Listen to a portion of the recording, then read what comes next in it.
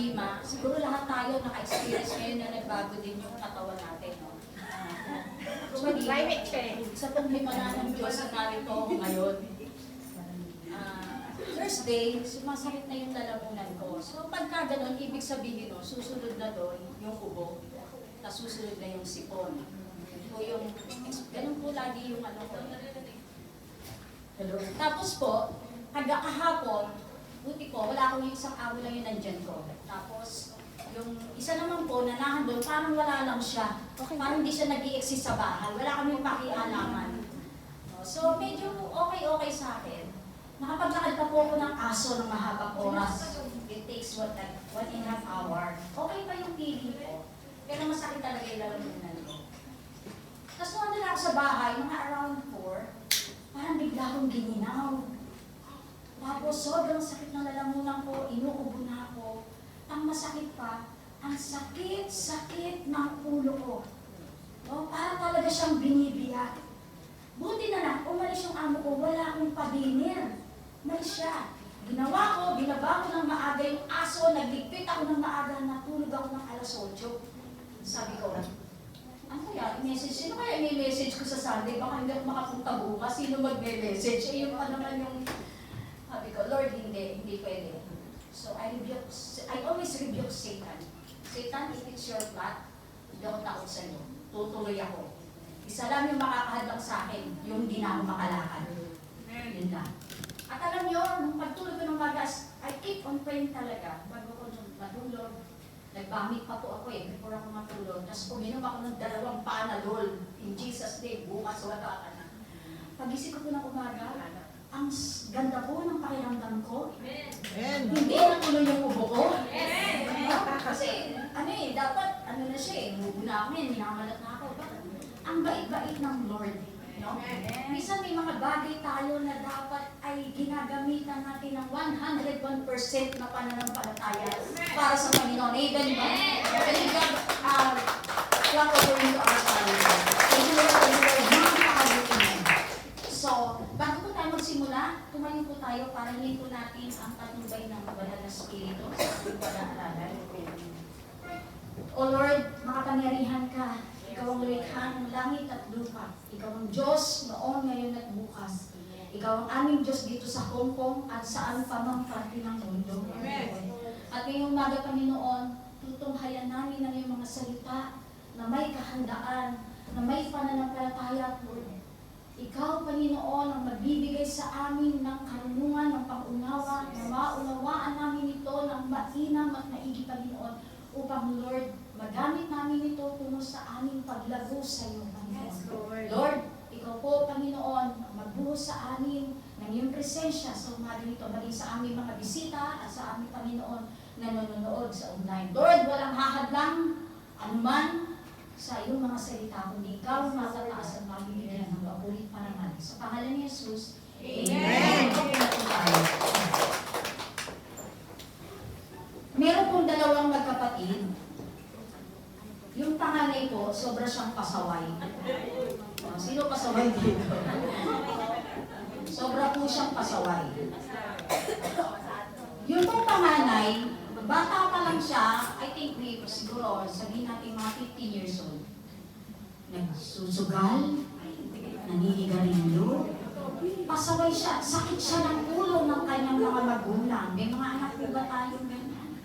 Yung mga magulang niya hindi na alam ang gagawin sa kanya. Humantong pa na naging madalas yung issue niya ng mga pagnanakaw. Maliliit na bagay lang naman. So sabi ng tatay at nanay niya, nag-usap sila.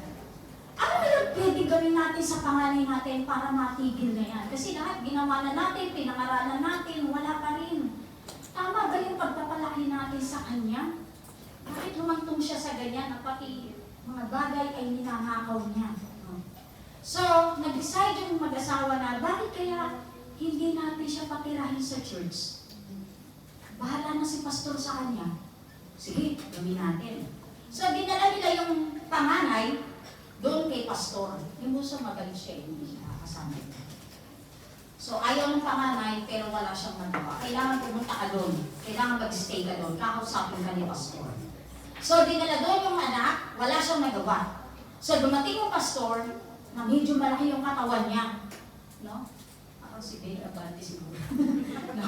Malaki siya. Tapos, kumuha siya ng 2 silyan. Magkaharap sila. Kinumpronta niya yung bata. Alam na ng pastor kung ano yung issue.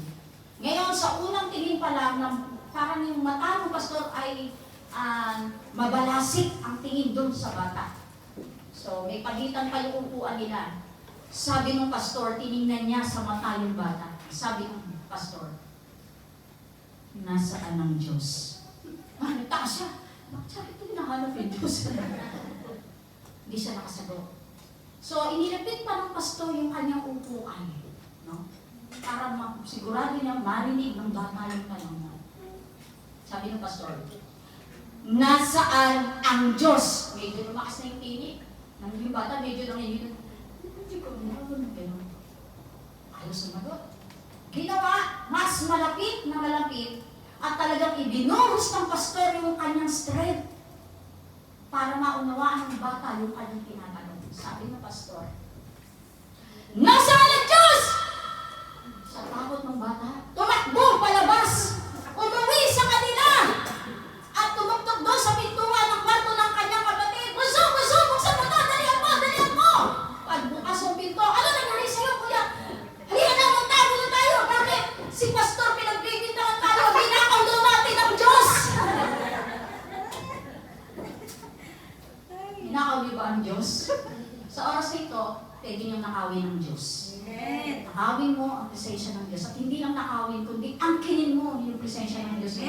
Para maunawaan mo yung kanyang mga salita. Amen ba? Amen. Amen. Pero kayo magnanakaw ng literal na bagay. Ang ating po pag-aalala ngayon ay medyo baselang siya. Kung may magalit na sa akin, bahala na po kayo. Kasi word ko ng ganito eh. Hindi ko ito siya pwedeng. Actually, nag-struggle ako. Kasi meron na ako nakahanda eh. Sabi ko, hindi na ako mahirapan. Kasi nung last time, nung Pastor's Appreciation Day, iba yung pinrage ko, which is, yun yung nakahanda. So okay na, papasa ko na lang kayo. Okay na, hindi na ako maghihirap. But all of a sudden, during the week, may binibigay sa akin si Lord, ito, isiniksik niya yun. Binabasa ko yung inihanda ko, hindi pumasok sa isip ko. Paano ko siyang, parang biglang nagulo yung pag-iisip ko. And then all of a sudden, give this message to the congregation. So, ang ating pag-uusapan ngayon ay pinamagatang ko pong the sin of spiritual complacency. Bago po natin basahin yung ating text, sabi ko, ano nga ba yung una, ano yung complacency? Alam niyo po sa Tagalog niyan ay kumpiyansa sa sarili. Masyado kang tiwala sa sarili mo na parang wala nang mangyayaring masama sa'yo. Ang complacency, sabi sa Britannica Dictionary, ay ito po ay feeling of being satisfied how things are and not wanting to try to make them better. Ba, nasatisfy ka na, okay na yan, satisfied na ako dyan. Magaling ako eh, kumpiyansa ako eh. So, ano yung spiritual complacency? Spiritual complacency is state of self-satisfaction and is lack of desire for spiritual growth, leading to lukewarm faith, where one becomes neglectful of spiritual disciplines like prayer and Bible study. It involves being overconfident in one's spiritual state and can result in a stagnation, where external appearances of piety are maintained without or inner pursuit or a deeper relationship with God. This is different from contentment. So, yun po yung spiritual consistency. Ibig sabihin niya, yan ka na lang, tama lang maging Kristiyano ako, tapos simba, uwi, tapos baka yung Bible mo inaamag na dahil hindi mo na binubuksan. No? So, yun po, isang kumpiyansa sa sarili. At ang ating pong text ay matatagpuan sa 2 Samuel 11:1-4, 14:1. Hindi niyo po siguro mabasa. Nababasa niyo po ba? So, tayo po tayong lahat bilang tagalang sa salita ng Diyos. Ako na lamang po ang babasa. 2 Samuel 11:1-4, 14-17. In the spring of year, when kings normally go out to war, David sent Joab, the Israelite army, to fight the Amorites. They destroyed the Amorite army and laid siege to the city of Rabbah. However, David stayed behind in Jerusalem.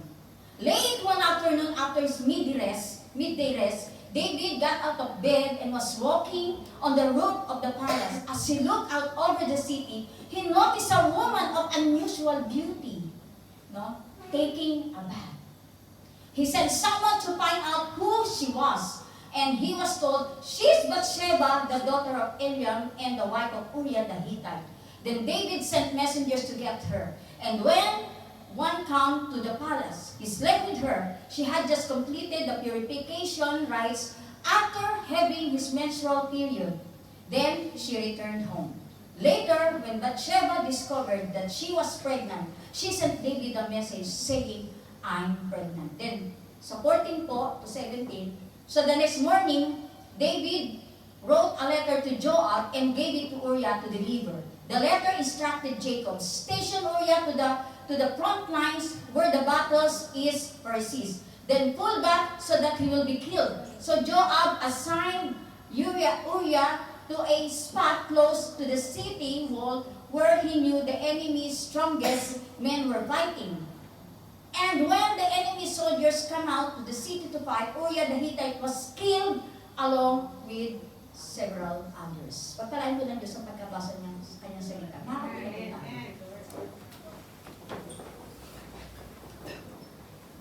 May kasabihan po tayo, magbiro ka na sa lasing, huwag lang sa bagong gising. No? Sabihin, huwag niyo siyang bigyan ng bad mood. No? Ngayon po, ibahin po natin yan according dun sa ating pag-aaralan. Iniba ko po siya. Sabi, tuksihin mo na ang lasing, huwag lang ang bagong gising. Ngayon, i-upgrade natin yung kasabihan na, yun nga, tuksihin mo na ang lasing, pero huwag yung kanigising lang. Ganyan yung nangyari kay David. Ano po? Sino ba nakakaalam ng story nito? Amen. Kapag ka sinabing David, dalawa lang ang maaalala mo. Yung David na pumatay kay Goliath. At ito, kay David at kay Bathsheba. So yun yung, ano natin kapag sinabing David, yun yung naiisip natin. Two events na meron talagang significance. No?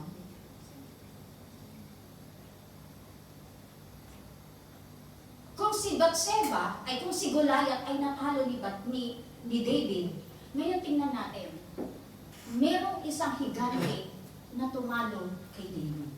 Ano yun? Sin.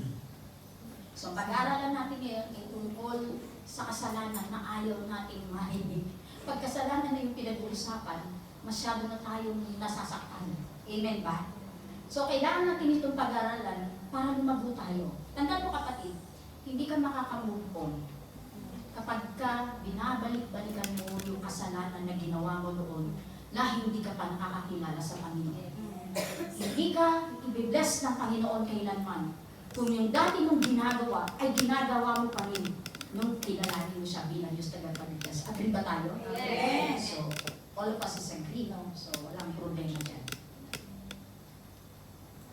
Complacency of King David start of the time that he's supposed to go in war. There is a danger kapag ka ang tao'y walang ginagawa. Kagaya ko, alam niyo po ba, parang mas gusto ko pa nandiyan yung amo ko. Kasi pag marami kang oras, ang dami mong naiisip Pati yung hindi mo pwedeng isipin, naiisip mo na. Diba? Kapag ka wala kang amo, wala kang ginagawa, ang dami mong gustong iplano. Pero yung mga plano na yun ay okay. Parang sa akin kasi parang mas danger yun na ang dami mong time, pero kahit kaparaso hindi ka nakapagbasa ng Bible. Sa dami mong time, naihuli mo si God. Doon pagdating ng gabi, nanalangin ka, Lord, kagaya po nung isang gabi. Yun na lang. Dahil pagod na ako, pasensya ka na, dami kong ginawa ngayon na wala nang makakwenta-kwenta, yung dami kong inisip, kaya Lord, kagaya na lang kayo. Amen. Ganun. Sa haba-haba ng oras na dapat nananalangin ka, kinakausap mo si Lord, humihingi ka ng tulong, humihingi ka ng patnubay, doon sa haba ng oras na yung kwentahin mo, nasaan doon si Lord? Sa totoo lang. Naranasan ko yan.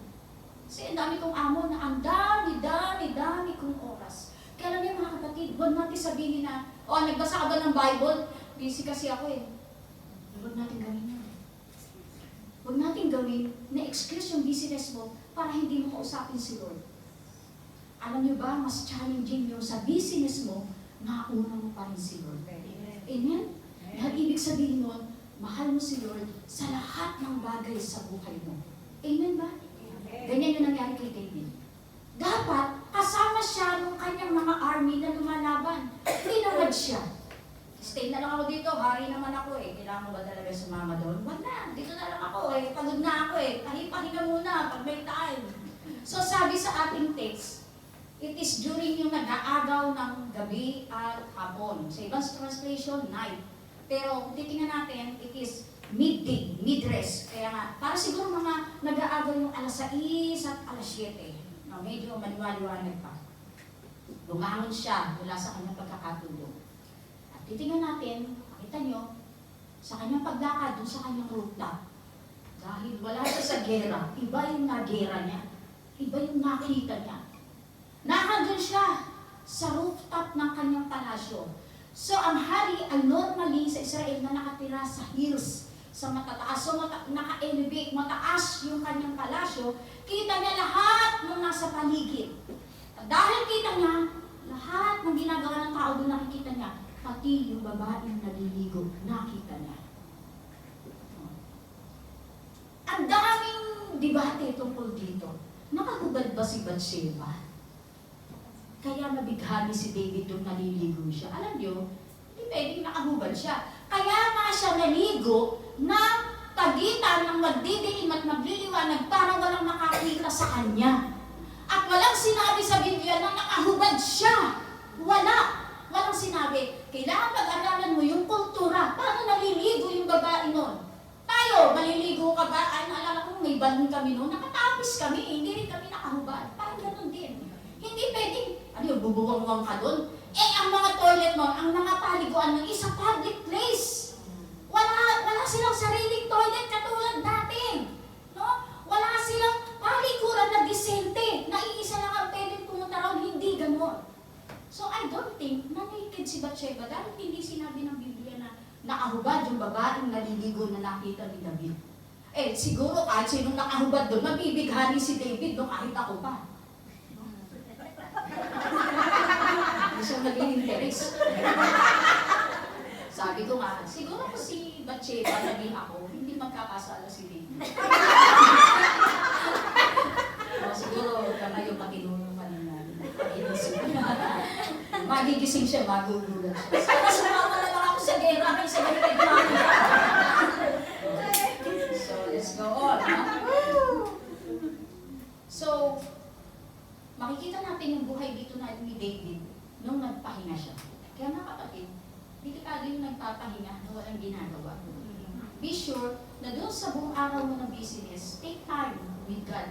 Kung baka parang, ayos yung ano ko, handa ko ng Biblia ko dito, tapos mag-reply na ako, sino ba yung mga ipapanalangin ko? Sandali, ano ba yung i-devotion ko ngayon? Kapag natataranta ka, hindi pa umaalis yung amo mo, Beshi, sandali lang, adyan ka lang. Hakon ka lang dyan. Hold on lang, sandali. Pagkas mo, mag-uusap tayo. Yun, lahat na ng buhay ng taga-Hong Kong, nais yun. Hindi mo nga lang pinasalamatan si Lord, nabinigyan ka ng kalayaan na umalis yung amo mo. No? Amen ba? Amen. Nararanasan niyo ba yan? Yes. So, meron tayong tatalakayin na 4. The 4 sins of spiritual complacency. Mga kasalanang nagsimula sa pagiging kumpiyansa. Siguro kung hindi nagkumpiyansa at nagtiwala si David sa sarili niya, hindi ito mangyayari. So that's why we need to study this. The 4 sins of spiritual complacency. Number 1, idleness. Sa other words, ito ay laziness. Yun ang tamad dito. Lahat ay domestic helper, dapat lahat tayo, ang connotation sa atin ay masipag. Domestic helper ka eh. Parang nung bata ka, ang sipag mo, paglaki ko, domestic helper ako. Anong condition mo sa buhay? Masipag ka. Dahil masipag ako, gusto ko, domestic helper ako. Ganun ba? So, idleness is laziness. Ito ay makikita natin sa binasa natin sa verse 2a. It is necessary to be idle during your employer was gone, di ba? Natatamad na tayo. Yung bang ginagawa mo, nung nandun yung employer mo, nakapila, no? Tapos nung umalis si Madam, biglang nawarak lahat yun. Madalhin ko na lang sa ube. Naalala ko, may amo ko yung isang employer, 2 months yun kung magbakasyon sa Australia. Nasa church ako lagi. 3 days na lang babalik na. Doon lang ako nagbihis ng bahay. Pagdating niya, sabi niya, wow, the house is so clean, shining. Hindi niya alam, nasa kwarto ko lahat yung basura. Yung plantsahin ko ganyang mataas kasi hindi naman sila pumapasok sa kwarto. May privacy. Yun lang maganda po, pagka western yung amo nyo, may privacy kayo. Hindi niya alam, nandun yung plantsahin, nandun yung mga basura, nandun lahat. Yung mga alikabok, doon ko lahat nilagay. So, hindi naman din, no? So, nangyayari sa ating lahat. Yung nangyari ba yun, kapatid sa'yo? Yes. Therefore, idleness took place when you have nothing to do. Meron bang tamad na masipag? Wala naman. Parang imposible yun na matamad ka, pero ang sipag mo. Ano yun? No? Walang ganon. So sabi sa verse, one evening David got up from bed and walked around in the roof of the palace. David supposed to be in war. The war took place during the springtime. Bakit springtime yung war? Kasi yan yung huminto na yung tag-ulan. Hindi na mahirap para sa mga karosa, yung mga chariot na gagamitin na makidigma at magtakbuhan dahil wala na siyang putik, hindi na siya, yung lupa ay tuyo na. So yan yung season of war, pero hindi siya sumama. Ang kasalanan ni David is he neglect yung kanyang duty. Hindi lamang hari, kundi bilang kawal. Bilang isang mandirigma na dapat pinangungunahan niya yung kanyang fighting men. Siya bumuo ng fighting men niya. Kagaya ng Star Wars, di ba? Kagaya ng mga napapanood natin, may mga fighting men. No? Pero yung Powerpuff Girls, hindi ko lang alam kung yung fighting men niya. No?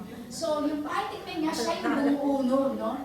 At sila ay nakikidigma at lagi sila nangunguna sa digmaan. Kapag si David, ang most of the war na sinamahan ni David, lahat yun nagtagumpay. Nasa kanya ang Diyos.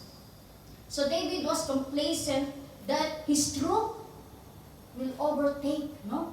Na magwawagi sila dahil sa kanyang kumpiyansa. Being complacent will turn into a comfortable zone of being idle and being idle with the dread na mag-commit ka ng sin. Doon dumarating yon. Alam niyo si Satan, tayo ang kanyang public enemy number 1. Hindi ang mga non-Christian. Kasi naandun na sila eh. Bakit ka patutukso yun? Natukso na yun eh. Tayo mga Kristiyano, lalo na kung baguhan ka pala, lahat ba tayo dito yung Kristiyano? Amen! Taas na yung kamay. Lahat po ba tayo dito ay tumanggap na sa Diyos? Amen! Yan, halos lahat. So lahat kayo, binabantayan ni Satanas na kayo'y magkamali. Kahit ako kagabi, binantayan niya ako para ako'y magkamali at mag-decide na huwag nang pumunta dito. No?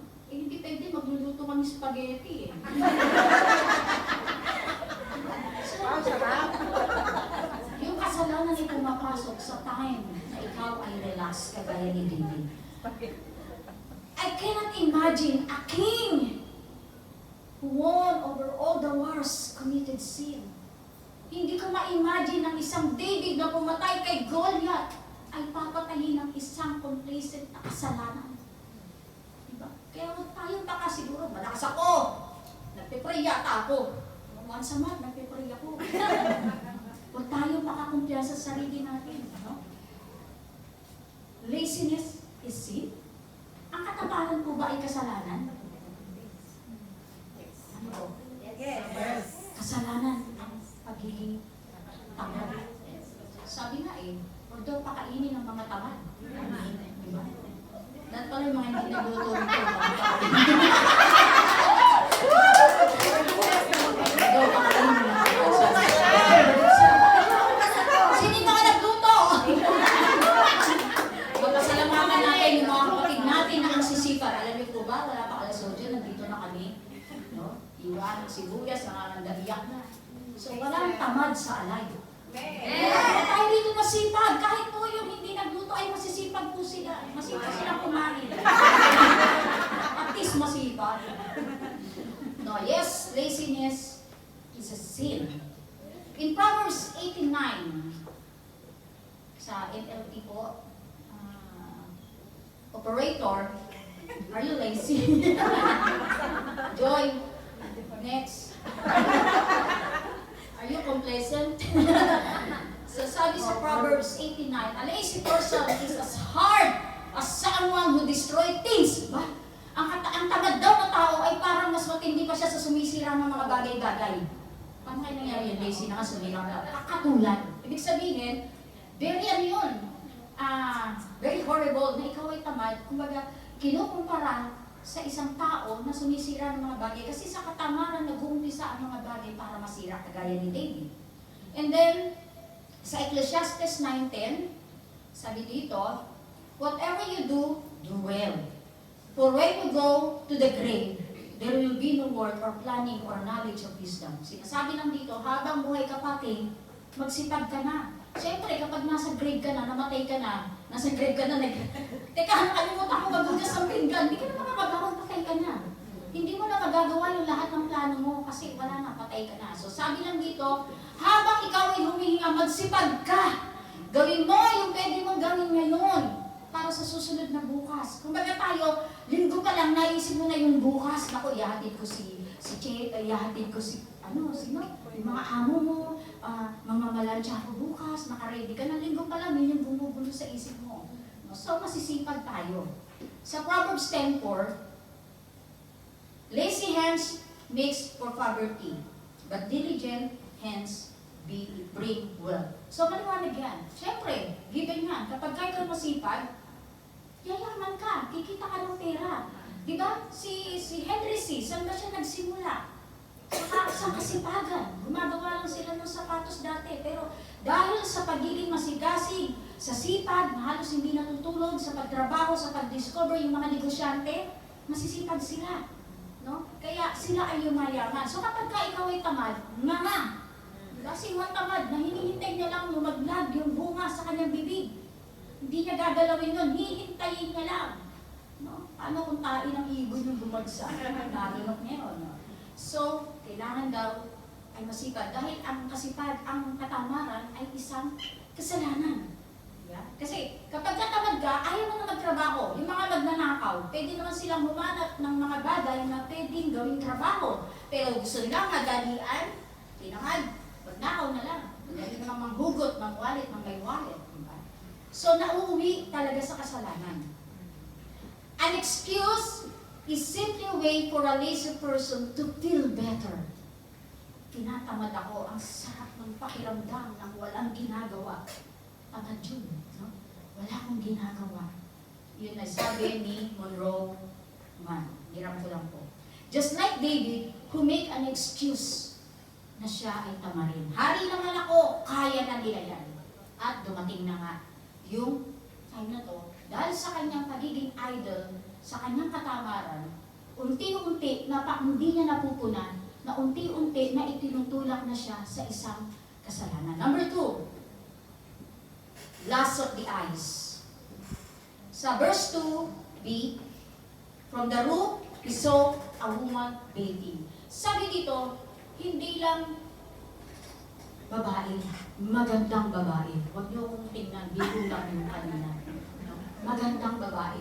Hindi mo may describe. Isipin mo sa isip mo, sino ba yung magandang babae na alam mo? Diba? Catriona Gray? Sino pa? Yung ating mga nanalo sa mga pageant, magaganda yan, diba? Diba? Isipin niyo na yung magaganda. So, dun yun. Yung lust of the eyes ay yung pagtingin. Natin dito. From the roof, he saw a woman bathing. Kaya, nasa yung taas si David, nakita niya yung nasa baba. The difference is that looking in general and a brief action of directing into your eyes. Iba raw yung look at iba yung gaze. Magkaiba yan. Yung look parang lang. Pero yung gaze, tinagalan mo. Dahil siya'y maganda, napatagal yung tingin mo. No? Kaya huwag niyo tatagalan yung tingin sa akin. Look lang. Looking is simple act, while gazing implies a steady focus, often with feeling of interest, wonder, or admiration. Di ba? Kapag nakakakita ka, kahit tayo babae, nakakakita tayo ng maganda sa NTR, Ako kaya, nung lumagpas ako sa MTR, nakakita ako ng pogi. Lumagpas ako, bago ako mungkot, napunta ako sa 2 station pa. Kasi sinundan ko siya ng tingin, tapos napasunod ako. No? Tapos nagising ako bigla, ito po yung bigla ko namula. Ba't ako nandito? Sabi ko, ako pumunta eh. So, iba po ang look, at saka iba yung gaze. Yung meron ka ng interest, di ba nakita ka na pogi, ano kaya sana yun na lang naging asawa ko? May mga ganyan tayo. Biglang nag-jump into conclusion ng tao. Tapos nakakita ka na maganda sa NTR. Wow! Ako maganda nakakita ako ng magaganda, sinasabi ko sa mga kasama ko, alam nila, dati ganyan ako, hindi pa ako napapasma. Kaya lalo na yung kanilang, di ba, yung mga figura, yung kanilang mga ang kikinis nila.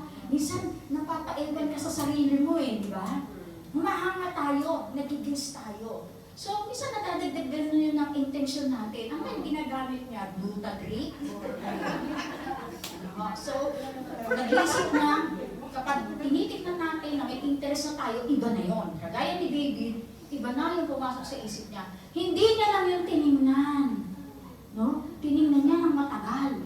At sinabi niya, sino ba yung babaeng yun? Sobrang ganda siguro talaga ni Bathsheba. Actually, magaganda naman yung mga Israelite eh, no? Parang wala akong nakitang pangit doon. Sa ilong na lang, di ba, wagina? Di ba? Tayo naman din eh, di ba? Yung mga ilong nila parang tinindot. Tayo rin tinindot. Pakilong na. Patulak na alam mo. No? So, nabighati talaga si David kasi sabi, very unusual beauty. So unusual. Sa atin, ganun din eh. Hindi, pag nakita tayo, kahit hindi sa tao, magaganda bagay, mga bags, mga Louis Vuitton, na-amaze tayo. No? Kaya ako magkakaroon yan. Ilang long service kaya kailangan ko tigulong. Naalala mo tuloy, sumama yung loob, hindi pa pala binibigay long service ko talaga. No? Kasala ka tuloy. Sa Genesis 3:6, so when the woman saw the tree was good for food, the tree was pleasant to the eyes, and a tree desirable to make one wise. She took of its fruit and ate. She also gave to her husband with her, and he ate. The first look is free. The first look is free, sabi ni Billy Graham. The first look is free, the second look, that kills you. Sabi ni Billy Graham. So kaya nagkasala ang tao, nagsimula sa lust of the eyes. Maganda. Hindi siya mansana sa ang ganda ng prutas, parang ang sarap niyang kainin. Hindi niya lang tinignan, hindi niya lang minasdan, kinuha niya, kinain niya, inalok niya yung asawa niya. And from then, nagkasala ang tao. Isa pa, siguro daw, kung yung ahas ay hindi yung taga doon na ahas, kung Pilipino raw sana yung ahas, o kaya Egypt, hindi magkakasala ang ahas. Alam niyo kung bakit? Pupulutanin nila yung ahas. So, crunchy. Sarap kaya. Ay, mahalang ahas dito, no? Oo, steak soup. Sabi, who and how beautiful is Bathsheba? Wala akong nakita picture kasi hindi naman sila yung Bathsheba sa Google. Sino ba nakakita ng Bathsheba sa Google? Wala pa, di ba? So, sabi nito, Bathsheba was the daughter of Eliam and one David's troop na si Uriah. She was also the wife of Uriah. Bathsheba stands in the line of even more women who are introduced into the story. May mga babae rin na magaganda na inilinian siya ron. Kagaya ni Sarah, maganda siya. Sabi sa Genesis 12:11. Si Leah at si Rachel, magaganda sila. Sabi sa Genesis 26:17. Si Abigail, na naging asawa rin ni David. Maganda siya kasi mahilig sa maganda si David. No? Sayang. No? Si Tamar, ang ganda na rin. Sabi sa 2 Samuel 13:1. Lalo na si Abisag. Kilala niyo si Abisag? Siya yung matanda na si David. Malapit na siyang mamatay. Binigay siya ng isang magandang babae. Si Abisag ang kanyang pangalan. At si Hadassah, known as Esther. Bakit na si Esther? Nanalo siya sa beauty pageant, di ba? So siya ang napangasawa ng hari. So, doon nakalinya yung beauty. Parang kumbaga sa contestant ng mga Miss International, Miss Universe, nahandong si Bathsheba. Kaya sinong lalaki ang hindi naaakit? Siguro kahit yung jowa mo makita si Si Bathsheba, ipagpapalit ka. Diba? Kaya dapat yung mga boyfriend na lagay nyo ng helmet. There are facts and speculation regarding Bathsheba's bathing. Sabi, yun nga, sabi ko kanina, yung distance. Gaano ba talaga kalapit? Paano nakita yun ni David? No? Paano nakita niyang beautiful yun? Gaano ba kalayo? I think hindi siya kalayuan kasi nasa taas siya eh. At elevated din siguro yung mga paliguan mo, nasa itaas din. Hindi sinabing sa rooftop naligo si Bathsheba. Walang sinabing ganon. There is no exact measurement yung distansya para makita niyang ganong kaganda si Bathsheba. Wala rin sinabi sa Bible, no? Kung hugad, walang sinabing ganon.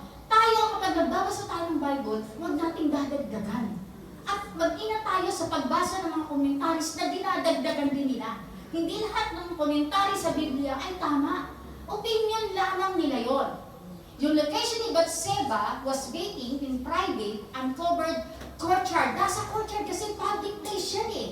Kaya, tas nasa taas si David, makikita niya ron. No? And the houses was close enough to David. Kung makikita niyo yung view, ito yung palace, tas lahat yan paligid ng mga bahay ng mga Israelita. So David not only looked at her, but gazed her. Doon na nag-umpisa. Hindi lamang na tiningnan, tinitigan pa niya. In Romans 5:28, but I say, anyone who even looks a woman with lust has already committed adultery with her in her heart. Kapag ka tumitig na may pagnanasa, yun daw ay itinuturing na adultery. Amen? Sabi yun sa word ni God, hindi ko sinabi yun. Number 2, the lust of the flesh. Pabigat tayo ng pabigat. No? He sent someone to find out who was and who was told. She's Bathsheba, a daughter of Eliam and the wife of Uriah the Hittite. Then David sent messengers to her, and she came to the palace. He slept with her. He had just completed the purification rites after having her menstrual period. Kaya rin siya naligo. Ang ugali kasi noon, ang nasa law, sa Mosaic law, kapag ang babae, after ng kanyang menstrual, kailangan niyang mag-purify. So, ginawa, kaya siya naligo pati noon to do that, yung menstrual purification, yung kanilang rites na ginagawa. So, normal yun. Tingnan natin, ano, kilala ni David kung sino ang nanay, kung sino ang tatay, at asawa ni Bathsheba. Maliwanag sa kanya yon. Si Uriah is one of his chosen warrior. Kasama dun si Uriah. Pero kahit sinabi na ang tatay niyan ay si Eliam. Sino si Eliam? Mahalaga siya sa puso ni David. Kilala sila ni David. Sino si Uriah? Katiwala ko yan. Isa yan lumala ko sa gera. Itinalaga ko yan. Pero bakit ganon? Kinuha niya si Bathsheba at tinabihan niya. Dahil hari ka, kaya mong gawin ang lahat. Kahit hari ka, pwede na sa'yo yun. Walang magre-reklamo. Sino kayang maglalakas sa loob ng mga tao doon sa paligid na magsasabing, hey, King David, it's not right. Masama yan. Asawa yan ang tauhan mo. Bakit mo kukunin? Sinabi na nga, asawa eh. Bakit mo kinuha? Maliwanag yung sinabi ng Biblia. Hindi niya lang tinignan, ngunit kinuha niya. Pumayag. Sa tingin nyo, ito pa isang tanong dito eh. Sabi nila, ni-rape daw si Bathsheba. Sino naniniwala na ang nangyari ay rape? Sino naman naniniwala na hindi? Parang walang tumaas. Ano ba yan? Parang nasa gitna eh. Ibig sabihin hindi niya alam yung sagot. O, takot kayong magkamaling sumunod. Una, walang sinabi sa text na rape. Sabi ni David, ipatawag mo. Dali mo dito. Sumama. Walang Eh, syempre, pinapatagan ng hari. Alangan mo mag-inakti si Bathsheba. Ay, ayoko mo, nahiya ako sa hari. No? Sumama, syempre, hari yung nagpapatawag sa'yo eh. Kapag ka hindi ka sumunod sa pinag-utos ng hari, patay ka. Hari yun eh. Kailangan sundin mo. Pumunta siya, nakita siya ni David, at kilala niya si David. At tinabi Ganyan siya ni David. Kasalanan niya. Hindi niya asawa si Bathsheba. Actually, marami ng asawa si David, hindi pa siya nakontento. No? Kumuha pa rin siya ng isa na alam niya na mayroong asawa at kakilala niya yung magulang ni Bathsheba. I think hindi siya ni-rape, pero wala rin siyang right para humindi sa hari. Sabi nila, nung nagbe-dating, sabi ng ibang mga nababasa ko, ay sinadya ni Bathsheba na magpa-cute na maligo. Yung hari, titignan ako. Siyempre, pag nakita ko din, patatawag ako, hari yun eh. Tapos gwapo ka. Sabi, sinadya. Pero hindi. Kasi, alam ni Bathsheba, kasi nasa gera si Uriah, yung asawa niya. So, alam niya rin na si David, nasa gera. Kaya hindi niya alam na nakita siya ni David na naliligo. Siguro kung nalaman ni Bathsheba na naando si David, hindi siya maliligo. I don't know.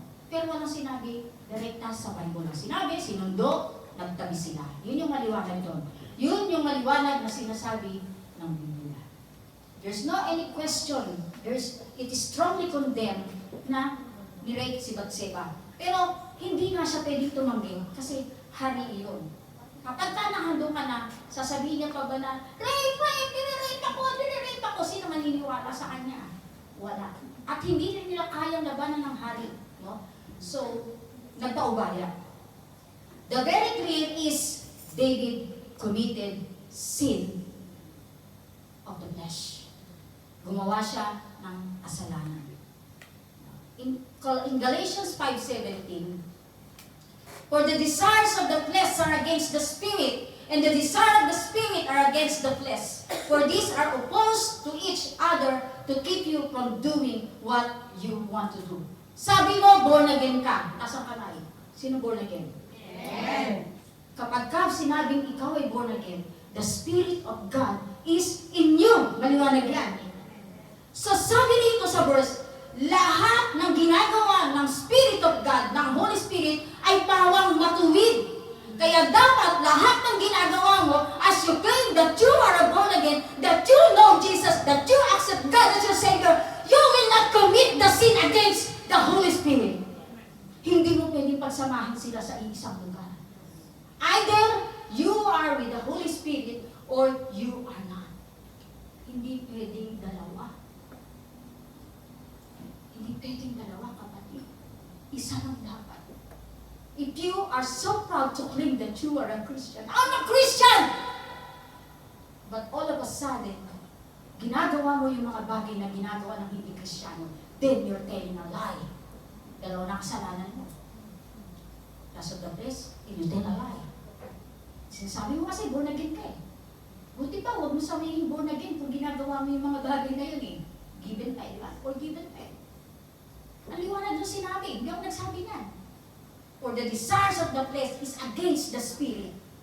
Yung desire ng ating laman ay against the Spirit. Dahil alam na ito ay kasalanan. At ito ay nagbubunga pa ng maraming kasalanan.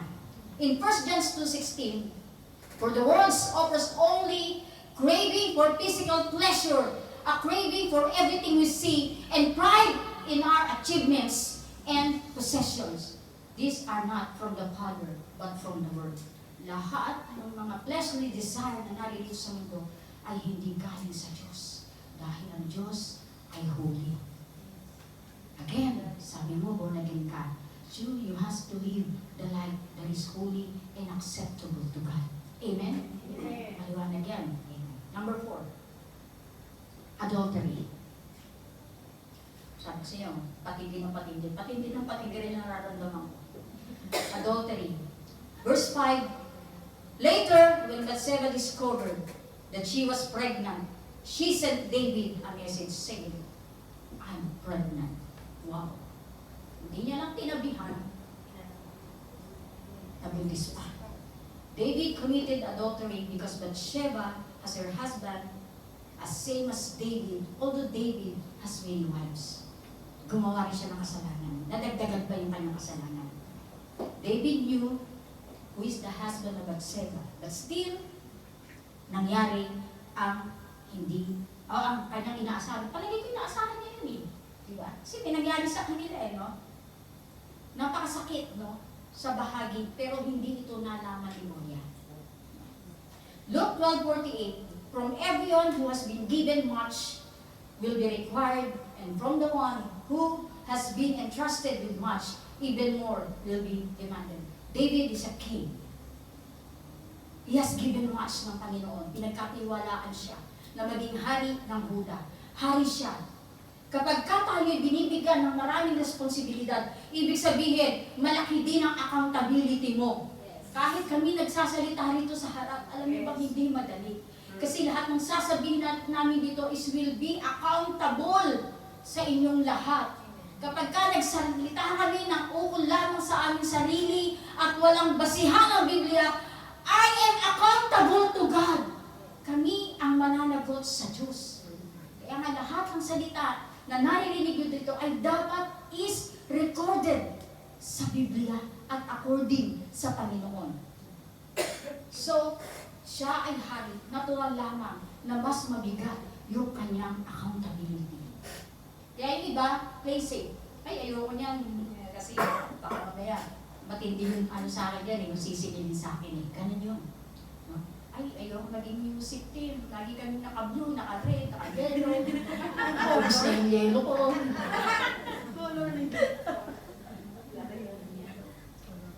What is adultery according to the Bible? Adultery, as defined in the Bible, is the engaging in sexual relation with someone who is not one's spouse. It is considered grave sin and the violation of the marital covenant established by God. The Bible addresses adultery in both the Old Testament and New Testament, emphasizing its moral and spiritual implication. Adultery.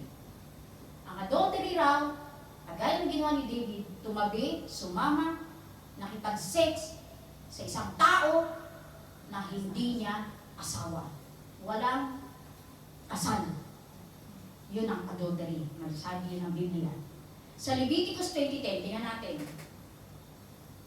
If a man commits adultery with another man's wife, with the wife of his neighbor, both the adulterer and the adulterers are to be put to death.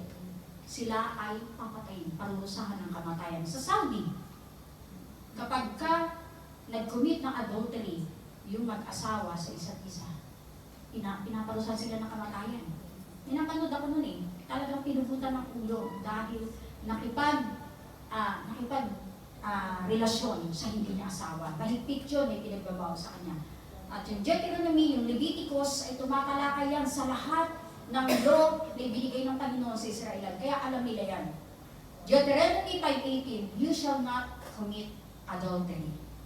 In 1 Corinthians 6:9-10, do you not know that the wicked will that inherit the kingdom of God do not be deceived, neither the sexually immoral, nor adulterers and adulteries, nor men who submit to or perform homosexual acts, nor thieves, nor the greedy, nor drunkards, nor verbal abuser, nor swindlers will inherit the kingdom of God. You cannot inherit the kingdom of God if you're committing adultery. Sabi po yan ng salita ng Diyos. In 1 Thessalonians, sa New Testament tayo, no? Parang may katibalan tayo. 1 Thessalonians 4:3-5, For it is God will you should be holy. You must abstain from sexual immorality. Each of you must know how to control his own body in holiness and honor, nor in lustful passion, like the Gentiles who do not know God. Kapag ginagawa natin yung mga fleshly desire na yan, yung adultery na yan, sabi rito, katulad din tayo ng mga hintil o hindi mga unbeliever na gumagawa. Wala na rin tayong pinagkaiba.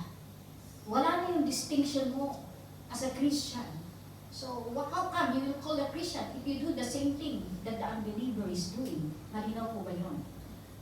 So, meron po itong sinabi, si Coram Deo. Sabi ko ng Coram Deo, it is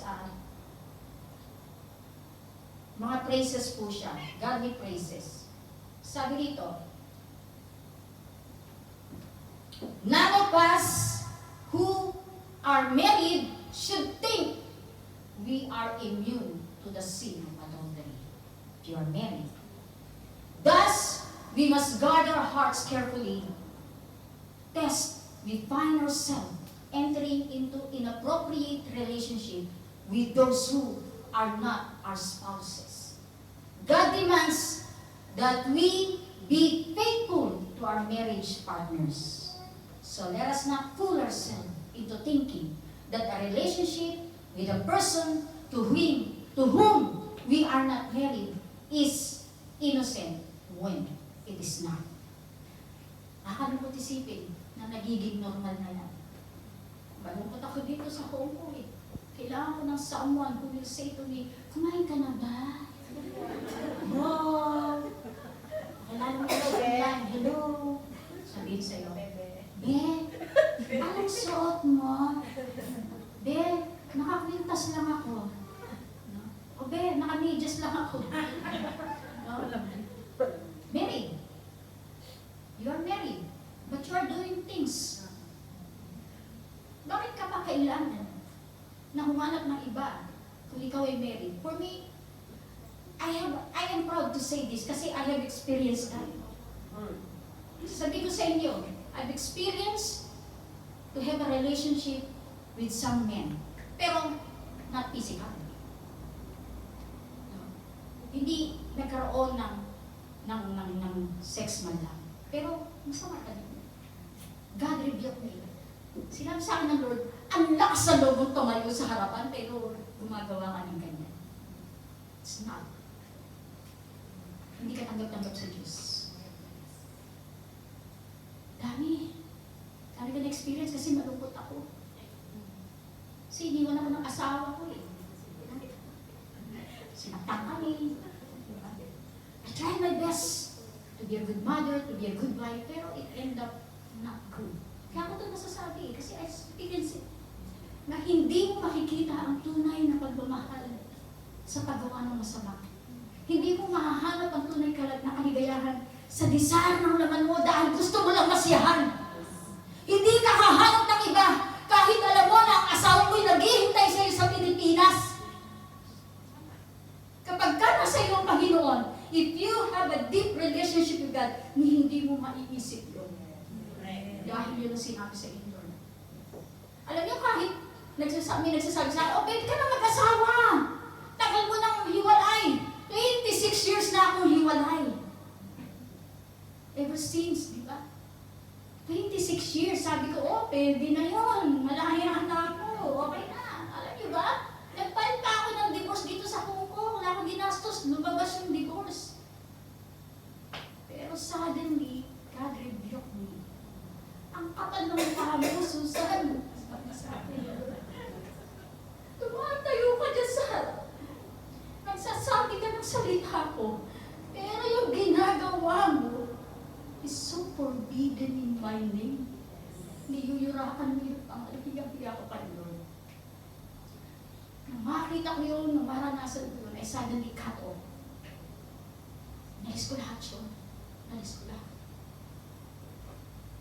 Sabi ng Lord sa akin, why you need someone? Why you need someone to satisfy you? Am I not satisfied to you? I have given you all that I have. Kailangan pa ba yun na may makasama ka sa buhay mo para lumigaya ka? Sandaling kaligayahan, pero panghabang buhay na kasalanan kapag hindi mo pinagsisiyo. Alam mo kapatid, hindi mo mararanasan ang tunay na blessing ng Panginoon. Kapag ka until now that you are claiming that you are a Christian, that you're still doing it, the same thing that unbeliever is doing. Maging tapat ka sa asawa mo. Kahit gusto ko na, kailangan ko pa mag-asawa, o kahit pwede ako mag-asawa. Kahit sabihin mo na, oh, pwede ka naman magpa-anal. Para legal. Yes, it is legal. It is legal in the eyes of men. Dahil kinonsider din ni God dyan ang batas ng tao na pwede niya. Ang divorce pa rin. Okay din. No? Pero hindi pa rin. Pero tumatak sa akin. Lagi ko sinasabi kay Lord, Lord, I am going to do this. Kasi ayaw kong malungkot ka. Alam mo, pagka meron kang ginagawa kasalanan, kung may ginagawa ka isang bagay, tanungin mo si Lord. Lord, okay ka ba sa ginagawa ko? Alam ka naman sabihin ni Lord sa'yo, nagnakaw ka na, gumanong ka si Lord sa'yo. Okay yan, okay yan. Baka hindi si Lord yung nagganon sa'yo. Kapag ka nakipag-pling-pling ka sa online, Lord, okay ba yun? Ang gwapo naman. Okay yun, okay yun. Sabihin mo, gagawin mo si Lord sa'yo. No! The Lord will rebuke you. The Lord will show you in many different way kung ano yung kahihinatnan mo kapag ka pinagpatuloy niyan. Amen ba? Amen. Are we enlightened? Amen. Thank you, Lord. Number 4. Last. Murder. Bakit ko hindi sinabing kill? Murder is different from kill, according to the Bible. Ang murder ay pinagpaplanuhan. Premeditated dyan. Ang kill ay hindi. Ang murder is intentional. Ang kill parang dahil sa pagtatanggol sa sarili. Kaya nakakapatay. So magkaiba. So, nilagay ko, murder. In verse 14 to 17, so the next morning David wrote a letter to Joab and gave it to Uriah to deliver. The letter instructed Joab, station Uriah on the front lines where the battle is Parsis. Then pull back on that will, for he will be killed. So Joab assigned Uriah to a spot close to the city wall where he knew the enemy's strongest men were fighting. And when the enemy soldiers came out to the city fight, Uriah the Hittite was killed along with several others Israeli soldiers. Ganito nila. Si Batseba ay may asawa. Kapag nalaman ng tao na si Batseba ay nabuntis dahil kay David, malaking kay David yun. Malaking kahihiyan yun. Dahil hari siya. So, gumawa siya ng plano. Hindi ko na nilagay dito. 2 beses na nagplano si David para hindi siya mapagbintangan na siya yung tatay ng dinadala ni Batseba. Pero itong text na to, doon pa sa una, pinauwi niya si Uriah. Sabi niya, Uriah, mag-relax ka muna, day off mo. Uwi ka sa inyo. Sipingan mo yung asawa mo, mautakan mo. Siyempre nga naman, pag sinipingan niya si Batseba, nagbuntis, sabihin, anak yun ni Uriah. No? Wala pa ng DNA test nun. So, hindi mapapatunayan, no? Sabi niya. Pero anong ginawa ni Uriah? Hindi siya huwi. Kasi sabi niya, ang laking kahihiyan naman nun. Ako nagpapahinga, katabi ko yung asawa ko, pero yung mga kasamahan ko nakikipaglaban. Hindi na ginawa. Natulog siya sa pinto ng palasyo. Nung malaman niya ni David, napakaamot siya ng ulo. Palpak. Tinatawag niya ulit si Uriah. Uriah, ba't ka rito? Mag-dinner tayo! Nag-dinner sila ni Uriah. At binigyan niya ng gift si Uriah. Para sa iyo, Uriah, hindi ka na sa inyo, matulog ka. Tabihan mo si Batseba, alam mo, sabi ka na sa kanya kasi matagal mo siyang hindi nakasama. Mag-relax ka. Again, hindi yung ginawa ni Uriah. Doon siya uli natulog. So wala nang ibang maisip na plano si David. So kumantong siya saan? Sabi niya kay Joab, iposisyon mo si Uriah sa unahan kung saan aatake una ang kalaban para mapatay siya. So, wala. Malinis. Magiging malinis yung pagkagawa. At kukunin niya na si Batseba bilang asawa. So yun nga. According to the text, namatay si Uriah sa gera. Kinuha niya na si Batseba at naging asawa niya. Pero yung kanya ginawa ay hindi katanggap-tanggap sa Diyos. Hindi lang tinignan ni David si Batseba, hindi lang niya tinitigan, hindi lang niya silitingan, kundi dahil sa kanyang kasalanan na yun, nauwi siya sa pagpatay kay Uriah. Kahit hindi siya yung directly pumatay, pero siya yung gumawa ng paraan para patayin si Uriah. And that on, free na sila ni Batseba. Naging asawa niya na si Batseba. Dahil gusto niyang makover yung kanyang kasalanan, gumawa siya ng kasalanan. Kung mubahagi, pwede niyang gawin yun. Hari siya. Sometimes, hindi natin matanggap kahit yung nangyayari sa panahon natin. Kapag ka mahirap ka, ang dali mo ipakulong, sabi ni Tolpo. Kapag ka wala kang pera, ang dali mo mapagbintangan. Kapag ka mahirap ka, ang dali mong ilagay sa kulungan. Nangyayari din sa atin napapanood. Na pinagbibintangan ng amo, na magnanakaw tayo, yung iba sa atin. Kahit hindi naman totoo. Kasi nasa kapangyarihan sila eh. Diba? Ganun yung lakaran ng buhay eh. Kapag wala ka sa posisyon, lugi ka. Alam niyo, if you stand on your feet sa kalagayan ni Bathsheba, kahit gusto niyang magreklamo, wala siyang magagawa. Kasi hari yun eh. Wala siyang magagawa kundi sumunod na lang doon sa flow. David not only looked to Bathsheba, not only gazed, but he murdered Uriah. All those sins David committed evolved in his complacency. Lahat ng iyon ay nagsimula lamang sa pagiging kumpiyansa niya. Okay ko lang gawin yan, hari ako! Okay lang ba na magkasala? Dahil meron ka ng grace na bigay ni Lord? No! No way! The grace of God is only given to those who are qualified. Are you qualified? Hindi nga tayo qualified eh. We are just given a favor to the grace of God. Pero hindi para maging lisensya mo yan na magkasala. Alam naman ako sa Diyos, okay lang yan. Magkakasala ako ngayon, mamaya hingi ako ng tawad. Okay lang yan. Matatawarin naman ako ni Lord. Pero anong klaseng Kristiyano ka naman? Bigay bawi? No?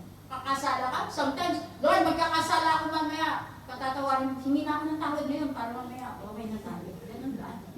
No. The gift of God is the grace of forgiveness. The gift of God is the grace of eternal life para sa atin. Bakit mo ipagpapalit yung grace sa grave na pwede mong hatulan kapag ka nagpatuloy ka sa pagkakasala mo?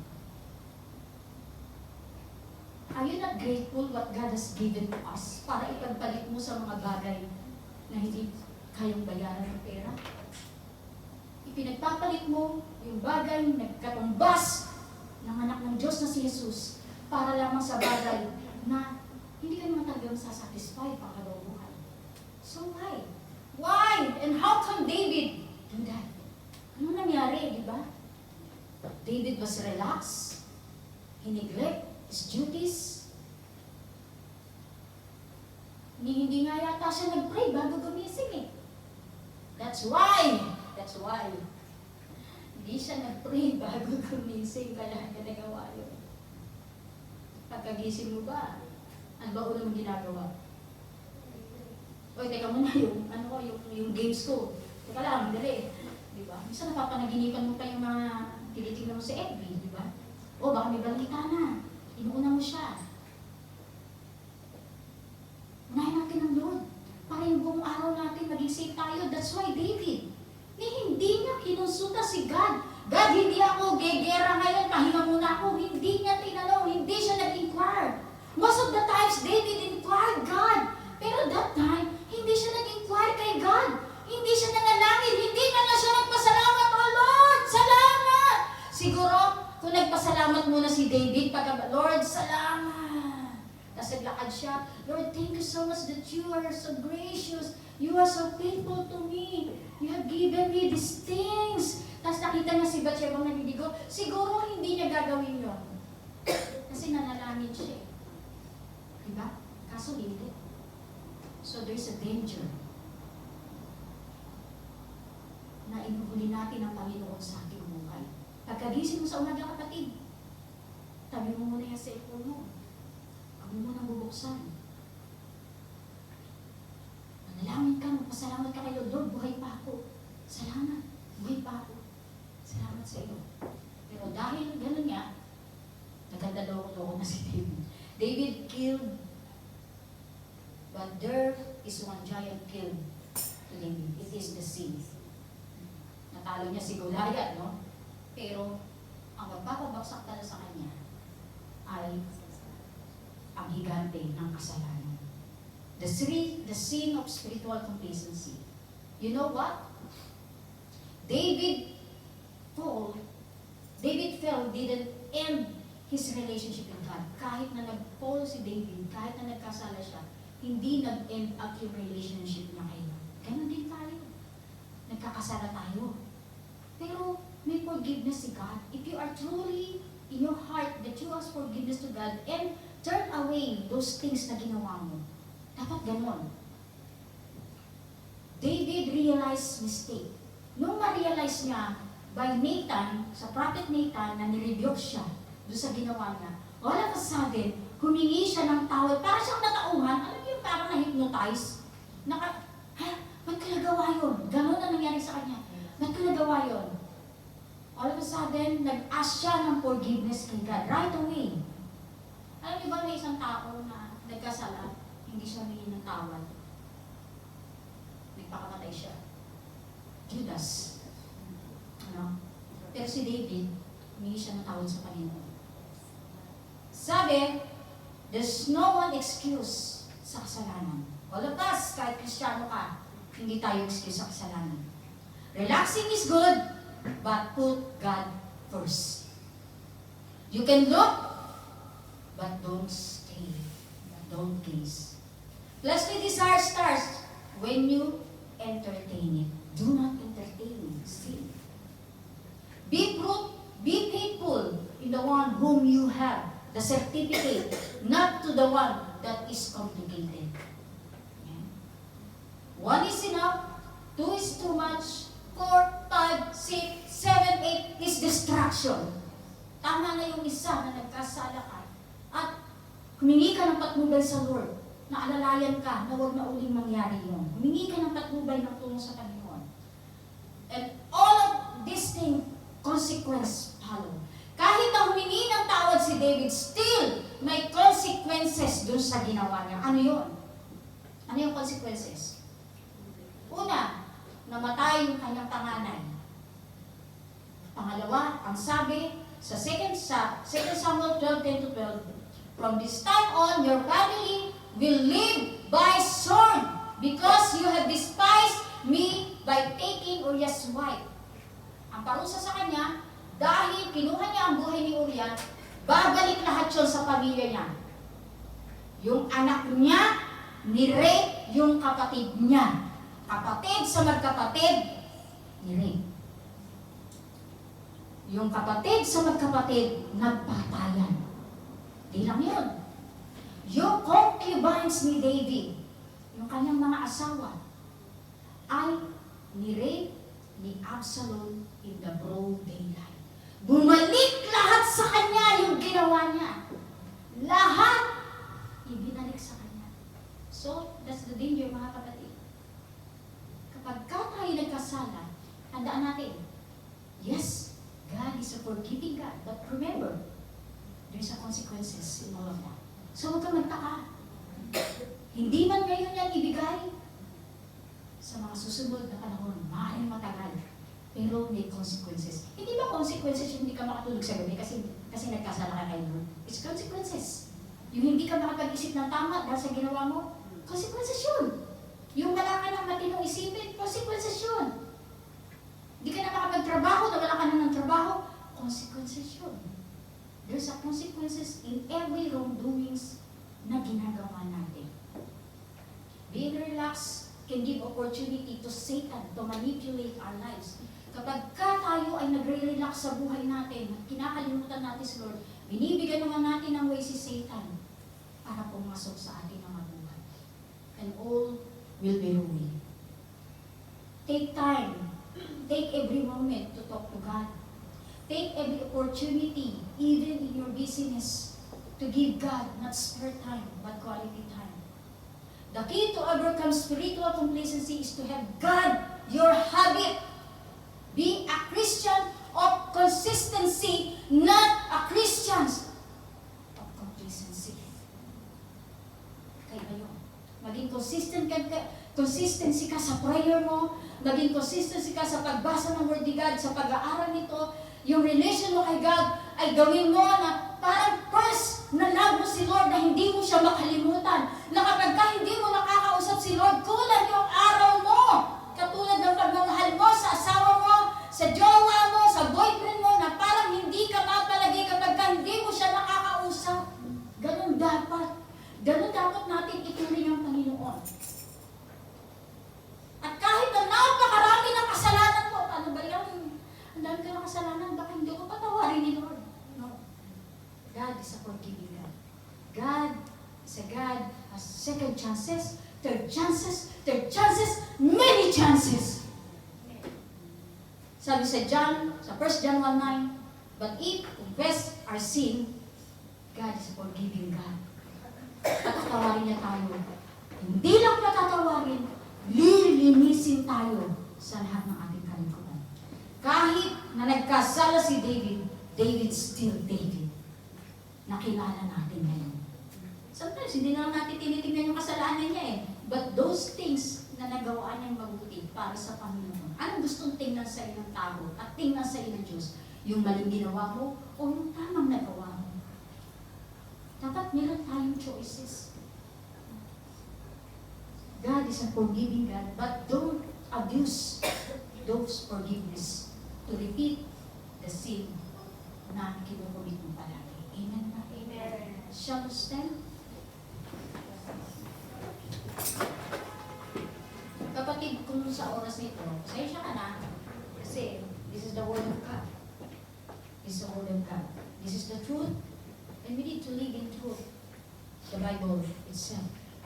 Kung sa tingin mo sa oras na ito ay may nagawa kang kasalanan, may ginawa kang kasalanan in the past na hindi mo pa pinagsisisihan, at may balak ka pang gawing kasalanan, pinaplano mo pa lang, this is the time, the right time to ask forgiveness and of course guidance to God.